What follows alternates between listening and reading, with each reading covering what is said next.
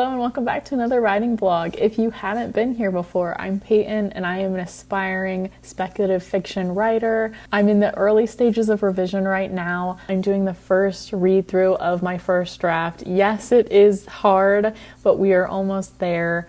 We're taking copious notes and then we're going to do some organization work. That's for another vlog. Today, we're going to ground ourselves and work on writing a tagline for our story. Buckle up, get yourself a coffee, a matcha, a tea, open up a blank document, and if you haven't written the tagline for your story yet, now might be a good time to try. And if it's been a while since you've looked at your tagline, it might be time to pull it back out and workshop it a little bit. What is a logline, you may be asking? A logline is a one-sentence story description. That's it, one sentence. It's typically something your readers will never see, but it's useful for agents and booksellers. That being said, it's more of a tool to sell your book. A logline can also be a helpful tool for you as you write or revise because it is a concise, compact synopsis of your story. For me, I've kind of identified two ideal times that I could have written this logline. The first was before writing the first draft, which I did not do. So here we are at the second option, which is soon after writing that first draft, early on in revision before you start revision for revision prep. More specifically, before that developmental edit. Doing so can help you get back to the story that you might have lost in the first draft as you've just tried to get your story on the page. It might not come out as you wanted it to. So your logline can bring you back to center, put your feet on the ground, and get you back on track. However, I wish I kind of would have done this beforehand because it's a great litmus test to see if you actually have a story before you spend like a year writing a first draft that doesn't go anywhere. And I felt confident enough in my story and the other exercises that I'd done when I was developing it before the first draft that it was a good story. But now that I'm about to start developmental edits, I feel like I might have lost sight of that story, or it just didn't come out the way I wanted it to when I was writing the first draft. So now is a good time to write this logline. If you're familiar with Save the Cat, it has a great template. So a logline is made up of these story beats from Save the Cat. First, there is the inciting incident, but in this case, it's referred to as a stasis equals death moment. Then your break into Act 2, your midpoint, then your theme stated, which happens in an early chapter in Act 1, and then your all is lost moment. These are the key beats that you pull from to write your logline. Since my logline contains the most exciting parts of the story for the reader, it gives me a bird's eye view of what's happening in my story. Or at least what my story is supposed to be if I've gotten off track. Or if I need to majorly change a plot point that I've written to get me back. I would recommend keeping old versions of your logline if you do have to update it after this, just so you can see how your story has developed. And if for any reason you need to go back to that former version. So bear with me as we write the first draft of my logline. I will write this live and then I will probably clean it up a little bit later and work with it until I'm happy with it. Okay, so now we're gonna head over to my Google Doc and we're gonna write our logline. So these are the moments that we need. I would recommend actually pulling those from your outline and putting them in here.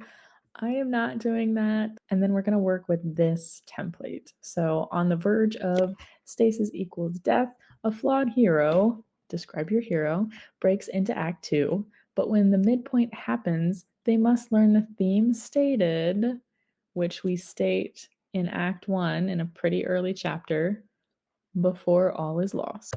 Okay, so here we go. On the verge of, we're not gonna say this word, we're gonna say trigger warning, but we'll type it. Due to grief and loneliness. Our hero is, and this is an important detail, an atheistic. I think that's how you would say that, atheistic, an atheist, an atheistic old man. Who wants nothing more than to see his. That's what happened to her. Dead wife again. Break into Act 2. This is our character description. I feel like it's kind of long, but so when he discovers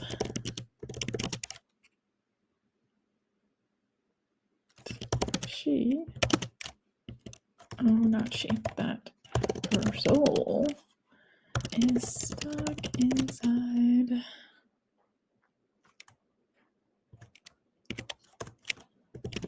do I want to say what it is? Do I want to be that explicit? We're just going to say stuck in purgatory. Okay, on the verge of, due to grief and loneliness, an atheistic old man who wants nothing more to see his dead wife again discovers that her soul is stuck in purgatory. I feel like this is technically 2 sentences, but you know that semicolon is doing its job. But when he finds out his own clock is ticking, that's the stake. They must learn the theme stated. He must do it before all is lost. So embrace the idea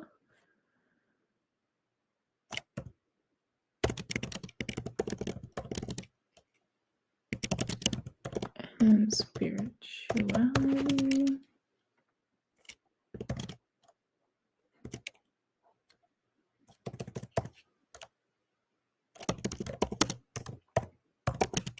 before